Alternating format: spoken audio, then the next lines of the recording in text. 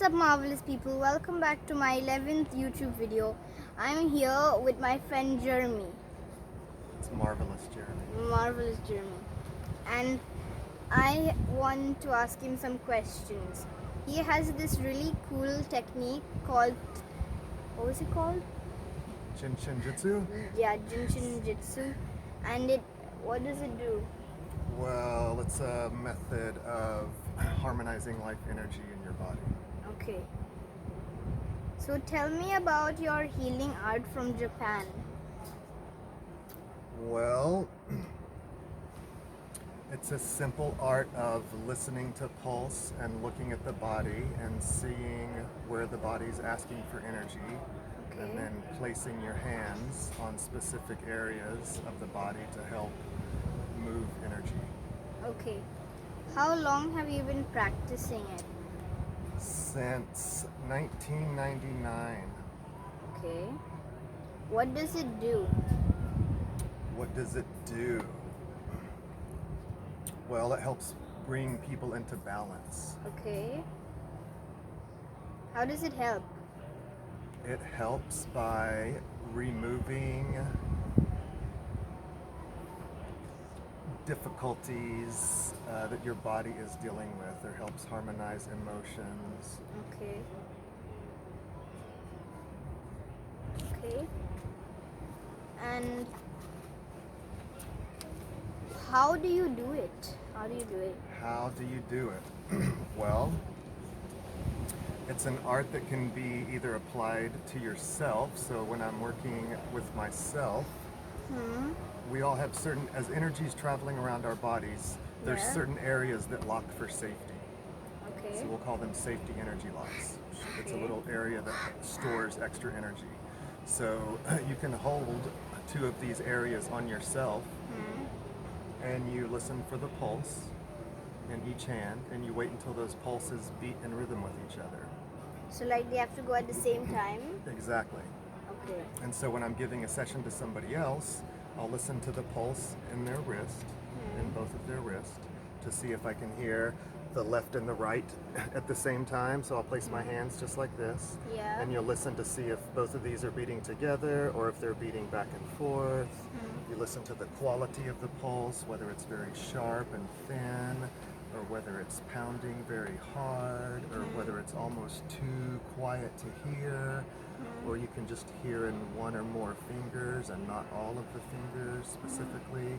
So all that information relates to just the story of how energy's traveling through your body and what elements, earth, fire, air, wind, and water, may be weak or excessive.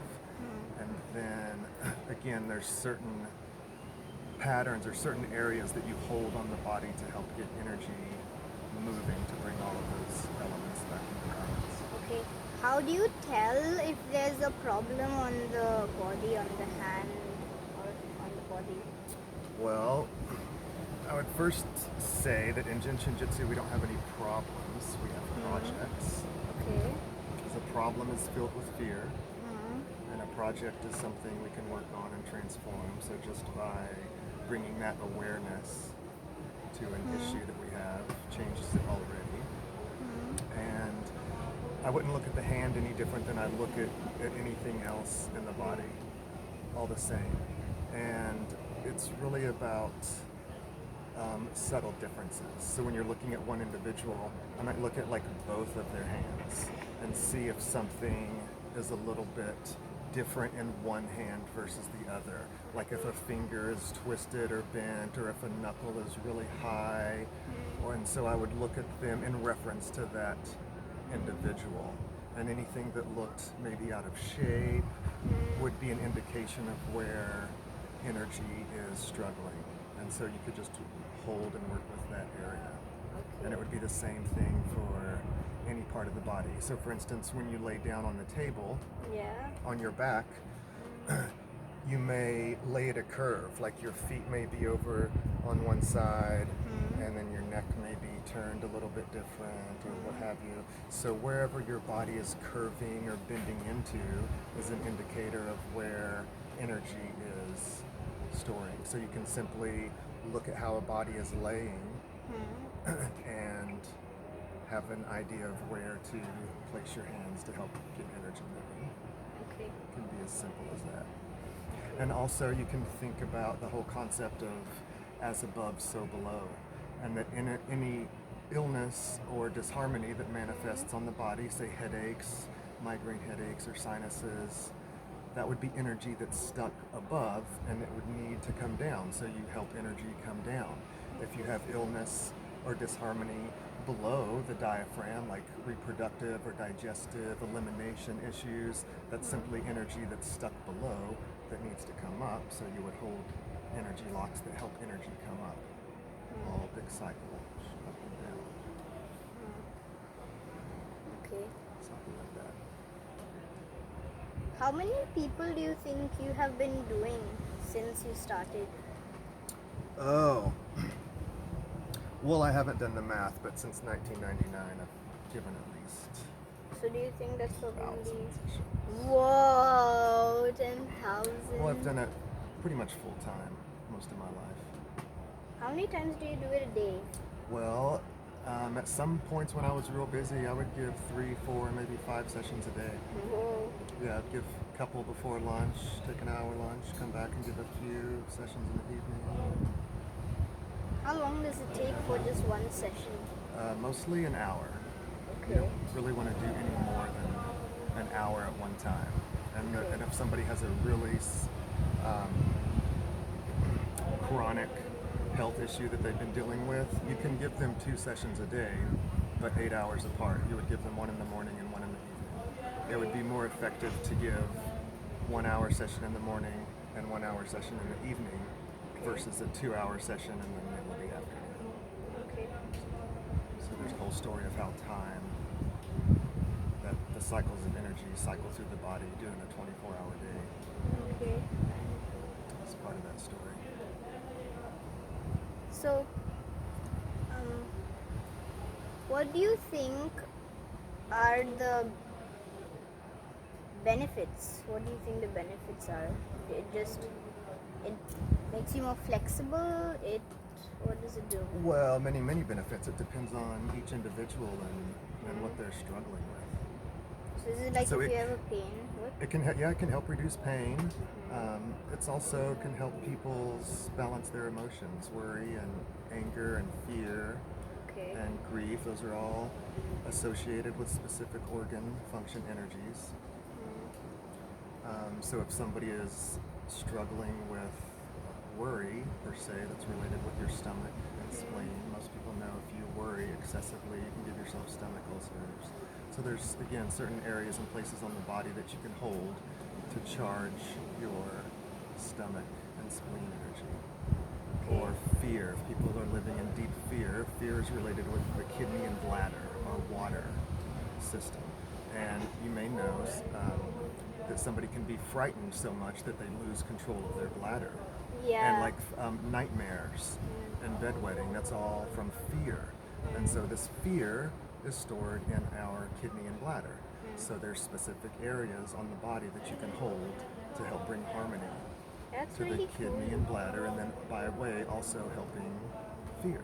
I never thought of that. I know, it's brilliant. Yeah. I never actually thought of that. Yes, and there's more. Whoa, tell me Like all of it. grief and sadness is about loss and letting go. And so that's related with our lungs and our large intestine. And when somebody's grieving and sad, they're crying and sobbing, your lungs are caught up in restricted and congestion. And our large intestine, which is about elimination and letting go of, is also the organ, again, with loss and letting go of. So if people are dealing with deep grief and sadness, again, there's places on the body you can hold to help send energy to these lung and large intestine organs that help govern grief and sadness. Okay. So we've got worry with the stomach and spleen, we've got fear with the bladder and kidney. You should make a list. Oh, I've got a list. Oh. We've got grief and sadness, the lungs and large intestine. What else do we have? And we have anger with the liver and gallbladder. And you may know, a lot of people know, when your liver is maxed out, so your liver filters toxins. It's our main filter of toxins in the body. And so when that organ is maxed out and stressed because it's constantly filtering too many toxins, like the result from alcohol, a lot of people that drink a lot of alcohol, anger and rage is a common response. And that's because their liver is maxed out. And so people that are dealing with anger and frustration, which is essentially, I'm not getting my way, when the world isn't appearing as one person wishes, it makes angry or frustration. And again, there's areas that you can hold on your body to help calm the liver, the gallbladder, and anger and frustration. And then the fifth attitude that relates with the heart and small intestine, we will use the word effort, or trying to, when people try too hard, as opposed to allowing the world to unfold. Sometimes our effort gets in the way, and our heart is related with effort. Too much efforting, too much trying to can stress the heart. People that work 80 hours a week or just take on these massive responsibilities, and efforting and trying can stress the heart. I really like that one with the kidneys, because I really never thought of it like that. Yes, kidney and bladder is water, right? It filters out urine, and then fear is the corresponding. Because I understand that people bedwet and stuff, and it's because they're scared, and then from because of the nightmares. liver, Exactly. and then if you just hold it there, then it's just so brilliant. Right. So it's an innate wisdom that we're all born with. Even we naturally will put our hands on our body, maybe just without knowing it unconsciously. People will even do that when you're trying to remember or recall something. People will put their hands on their forehead. They'll say, "Oh, what was that?" And you're literally bringing this energy to your frontal cortex to help recall information. People are anxious. They'll put their hands right here. There's energy locks right here that have to do with calming anxiety. And so when people are anxious, they'll naturally put their hand here. If your stomach hurts, you'll put your hands over your stomach just to hold your stomach. It's innate wisdom that we're all born with. Once you understand the story and all the relationships, then you can bring an awareness.